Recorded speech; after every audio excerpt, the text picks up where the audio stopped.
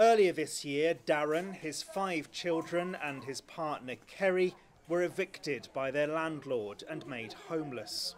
As summer turned to autumn, the family moved between caravan parks, desperately trying to keep things together. It's been a long journey, it's been a hard journey. I continued working, I continued getting all the kids to school in Penwith and Polterre, so everything was kind of pretty stable for them. It was just the home life side that was a bit of a nightmare. Just before Christmas, they found somewhere permanent to live. They say if it hadn't been for the kindness of Newquay charity Disc, things could have turned out very differently. We phoned the council to see if they would put us in emergency accommodation. They offered us a place at the far end of Exeter, so I'd have lost my job. The kids would have lost all their school, lost all their friends, lost all their network. I didn't realise how bad it was until I started looking for accommodation myself and started coming here, and then it's like, wow, I can't believe how bad Cornwall has got the homeless situation. It is so dire at the minute. This morning, volunteers at Disc were busy helping families stock up on food and essential items. And in the kitchen, a steady supply of warm pasties, which will be packed up and delivered to 1,000 elderly and vulnerable people.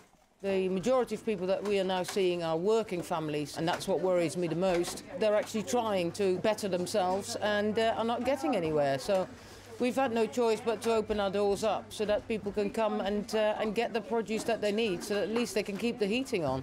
A recent report estimated that there are more than 28,000 children in Cornwall living in poverty. That's around 30% of all the county's young people aged under 15.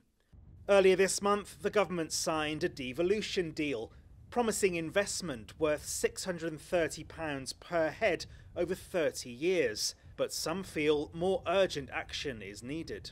Our government are not doing enough for Cornwall. We haven't been levelled up, and the cost of living here has skyrocketed. Our children and their children's children are never going to be able to afford to live here.